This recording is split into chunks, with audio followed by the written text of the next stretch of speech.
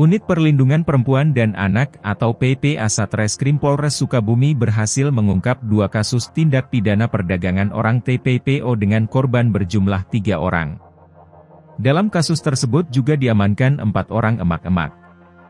Kapolres Sukabumi AKBP Maruli Pardede mengatakan, keempat perempuan tersebut telah jadi tersangka dari 2 kasus TPPO berbeda, yakni DI, 55 tahun, dan AT, 42 tahun, ditangkap setelah adanya laporan nomor polisi LPB 308 VI 2023 SPKT Reski Polda Jawa Barat pada 27 Juni 2023.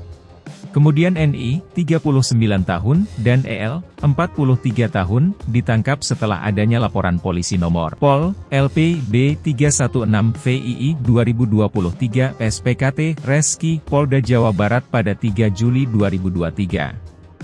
Maruli menjelaskan, tersangka DI dan AT diduga melakukan TPPO pada November 2022 di Kampung Halimun, Desa, Kecamatan Warung Kiara, dengan korbannya yakni An berusia 27 tahun warga Kampung Halimun. Dalam melakukan aksinya, kedua tersangka merekrut korban dengan cara ditawari oleh DI untuk bekerja ke Uni Emirat Arab, tepatnya ke Dubai, dengan iming-iming upah besar. Korban yang merasa tertarik akhirnya menyetujui untuk menjadi pekerja migran Indonesia. Kemudian setelah selesai menjalani pemeriksaan kesehatan dan pembuatan paspor, AN diberangkatkan ke Dubai. Namun ternyata setelah sampai di Dubai, korban dialihkan untuk bekerja ke Suriah.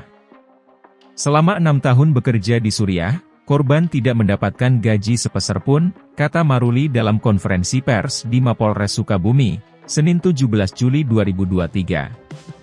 Karena tidak pernah mendapatkan upah sesuai yang dijanjikan oleh kedua tersangka, sehingga korban akhirnya mengadu kepada keluarganya di Sukabumi dan melaporkan kasus ini kepada Polres Sukabumi. Untuk perkara dengan korban yang diperdagangkan ke Suriah yaitu barang buktinya diamankan 2 unit handphone dari masing-masing tersangka. Kemudian paspor dari korban dan juga buku rekening daripada para pelaku, ujarnya.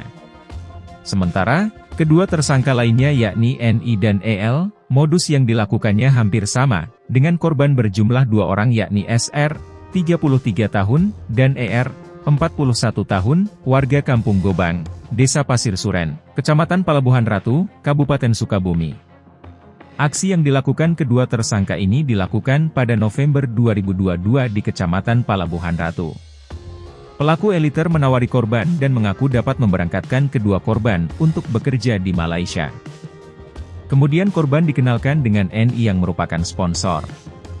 Agar korban mau berangkat, kedua tersangka membujuknya dengan iming-iming uang bonus 5 juta rupiah dan juga selama bekerja di Malaysia akan digaji 5 juta rupiah bulan.